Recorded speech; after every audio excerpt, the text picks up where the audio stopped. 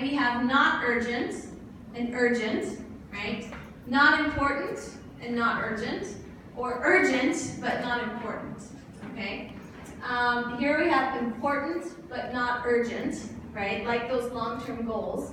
And here we have important and urgent, right? So we call these a quadrant, right? Like in math, it's called a quadrant, okay? So we have these 4 different quadrants, right? And so you can see they've labeled like 1, 2, 3, right? Important and urgent are things we often have to do, like for school or work, right? It's both important and urgent, right? So we usually want to start with those. We do have to spend time there, right, to fix those things. But, right, we really want to make sure we don't lose sight of this, right? The things that are important to us, but they're longer term goals, right? They take a long time to accomplish. We need to focus there. And then we have things like this, right? Like our parents wanting us to do something, right? Or maybe like a movie playing tonight or something we want to do and it's urgent, but it's not really important, right? And you want these as much as possible if you're really trying to be productive to avoid these. This is Facebook, right?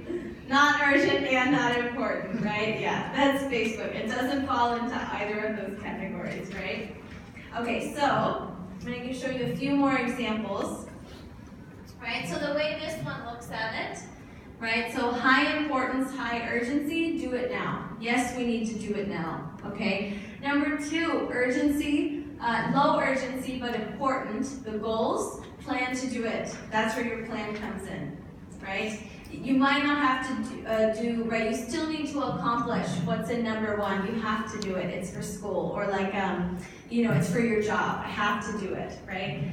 Like for me, I want to apply to graduate school to go get my taxi. Yeah, and so I really have to be careful of my plan because it's very easy for me to just say, no, I have to teach, I have to plan my lesson and do X, Y, Z and not spend any time on graduate school because it's in the future, right? But you have to plan out, number 2. Right, number 3, resist giving it high priority, still plan it in, but don't give it high priority. And 4, like Facebook or other things like cleaning your room, just it can waste time, so be careful. Okay, another example, right? Just to give you a few different examples, right? Another way to look at it is number 1, manage it. Like you have to do your schoolwork, you have to do this, right? But you want to focus on number 2. You know that's what's really important in the long run. So make sure you're not spending too much time on the things now, right? If something in number 2 is really important, it's a long-term goal or it's a project or something, you need to focus there, right? So like opportunity and planning, critical thinking, how am I going to do this, what steps, and macro. Some of you know this, like when we talk about macro and micro. Micro are the small things. Yeah, micro is like, you know, I have this class, that class today, what I'm doing today. And macro is like, what do I want to do for the next 5 years, 10 years, right? The bigger picture, sort of, right? Yeah. And then avoid these interruptions, right? And then limit entertainment, things to minimize stress. But, right, do you never want to spend time in number 4? Is it a good idea to never spend time in number 4? No. No, you need to take some breaks. Like research shows, if you try and study 4, 5, 6 hours straight, you will not memorize as much. You will not be as productive. Breaks can be so helpful. And I think that the main thing is to plan in your breaks, right? And then you can also plan in a reward. I'm going to work really hard for an hour and a half, and then I'm going to watch something for 30 minutes, right? I'm just going to chill out and relax for 30 minutes. Yeah, you've got to schedule in those breaks, right? Definitely, never. Okay. Why did I see this? Oh, yes, okay. So I wanted you guys, this is a model of maybe what you could consider good time management, right? So actually, like, if you want to focus more on these goals, right? You still have time for the rest of these, but you want it to look more like that, so you're focusing on those goals, right? Okay, so what we're going to do now, have to, let me make sure I remind you, quadrants. Okay, so when we talk about, I'm going to have you guys discuss a little bit in groups.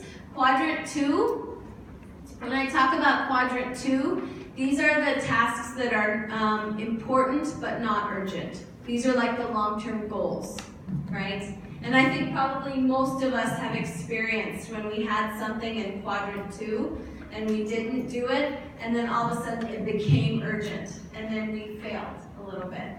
Okay, so I want you guys to discuss for a few minutes in groups. So I want you to give some examples of 1, 2, 3, and 4 in your life. Examples of things you have to do that are important and urgent. Okay, things that are important but not urgent. Things that are not important but urgent. And things that are not important and not urgent, like Facebook. Okay? And then tell me, which quadrant do you usually spend most of your time in? What types of tasks do you think? And which one the least amount? Okay, think of something in quadrant 2 that you failed to pay attention to until it became urgent, and then what happened? Okay, and what are some strategies you can think of to make sure quadrant 2 tasks happen successfully? Okay, do you understand the questions? Okay, right, so quadrant 1 is like, do it now, right? Urgent, important. 2, important, but not urgent, right? 3, not urgent, not important, but urgent. And 4, neither, okay? Okay, so I'm gonna say, let's do, maybe we can do groups of 5 or 6, and I'll give you about 5 or 10 minutes. We'll just see where you guys work in discussions, okay? If you want to